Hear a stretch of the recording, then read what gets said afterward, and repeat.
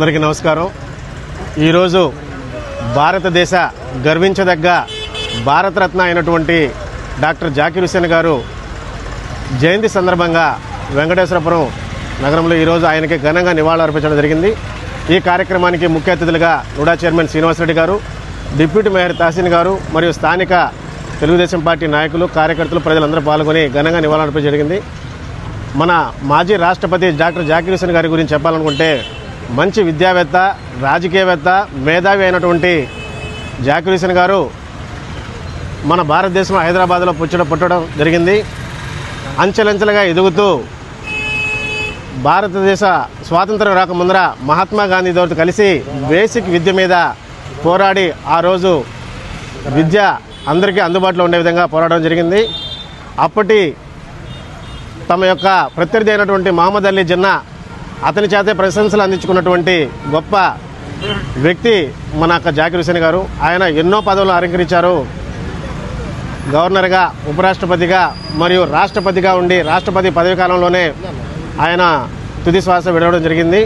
ఆయన గౌరవార్థం అప్పటి తెలుగుదేశం ప్రభుత్వం 2014-19 ఉన్నప్పుడే నారాయణ గారి యొక్క చొరవతో వెంకటేశ్వరపురంలో ఆయన విగ్రహాన్ని అప్పటి నాయకులు అబ్దుల్ అజీజ్ గారు, శ్రీనివాసరెడ్డి గారు తెలుగుదేశం ప్రభుత్వంలో ఉన్నప్పుడు ఇక్కడ స్థాపించడం జరిగింది.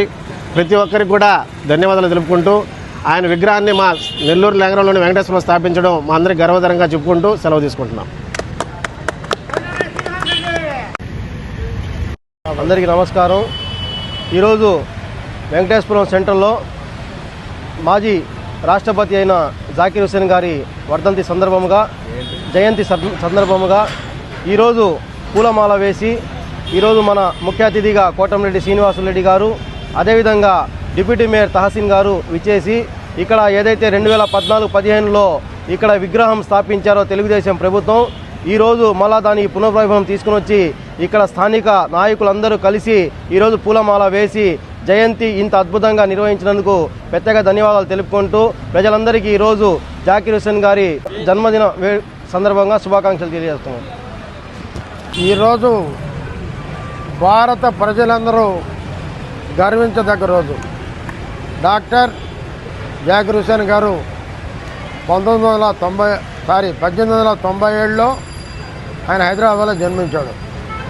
ఆనాడు తన చిన్నతనంలోనే మహాత్మా గాంధీ ఈ దేశ స్వాతంత్ర్యం కోసం చేసే పోరాటాలు, ఆయన ఇచ్చినటువంటి ఉపన్యాసాలకి ఆయన ఆకర్షితుడై అప్పట్లో ఇంగ్లీష్ వాళ్ళు పెట్టిన స్కూల్లో కానీ కళాశాలలో చదవకుండా తనే ఒక కళాశాల స్థాపించి మన భారతీయులు ఇక్కడ చదువుకోవాలి అనే ఉద్దేశంతో ఆనాడు పోరాటం జరిపినటువంటి స్వాతంత్ర సమయంలో ఒక ముఖ్య వ్యక్తిగా ఆ మహానుభావుడు అని చెప్పి నేను తెలియజేస్తున్నాను. ఈరోజు ఆయన జయంతి సందర్భంగా ఇక్కడికి వచ్చేసినటువంటి మన డిప్యూటీ మేయర్ సోదరి తహసీన్ ఇంతియాజ్ గారికి, అదే రకంగా ఇక్కడ ఉన్నటువంటి మా క్లస్టర్ ఇన్ఛార్జ్ జాకిర్ గారికి, మా టౌన్ ప్రెసిడెంట్ ఇక్బాల్ గారికి, వార్డు అధ్యక్షుడు 54 అధ్యక్షుడు సాయిద్ గారికి, అదేవిధంగా 53వ సుధాకర్ రెడ్డి గారికి, సుధీర్ గారికి, బాబన్న గారికి, భాస్కర్ గారికి, చంద్రమౌళి గారికి, అదే రకంగా యూత్ నాయకులు నవీన్ గారికి, ముషాద్ గారికి, ఇంకా ప్రతి ఒక్కరికి పేరు పేరున,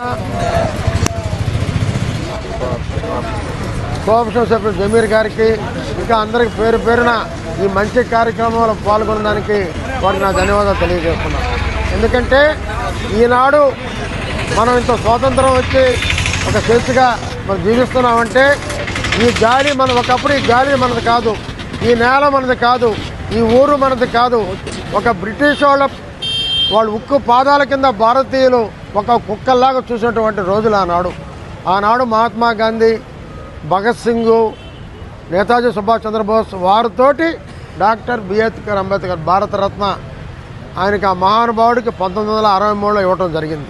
1963లో భారతరత్న ఇవ్వటం జరిగింది. 1967లో ఆయన రాష్ట్రపతి కావటం జరిగింది. నిజంగా ఆయన ఒక నీతి నిజాయితీకి ఒక నిలువటద్దాం, ఒక మహానుభావుడు. ఆ మహానుభావుడికి ఇంతమంది వచ్చి, అందులో వెంకటేశ్వరపురం సెంటరు 53-54 మధ్యలో ఈ నిజంగా అదృష్టం. మంచి వార్డులు, నాకు నచ్చిన వార్డులు ఈ 2 వార్డులు ఒకటి. అటువంటి దగ్గర ఆ మహానుభావుని స్మరించుకోవటం మా అదృష్టంగా భావిస్తూ ఈ అవకాశం ఇచ్చి ఇక్కడ ముఖ్య అతిథిగా నన్ను పిలిచినందుకు ఇక్కడున్న నాయకులు ప్రతి ఒక్కరికి కూడా నేను ప్రత్యేక ధన్యవాదాలు తెలియజేస్తున్నా. అదే రకంగా జోహార్ భారతరత్న జాకిర్ హుసేన్ గారు, జోహార్ భారతరత్న జాకిర్ హుసేన్ గారు.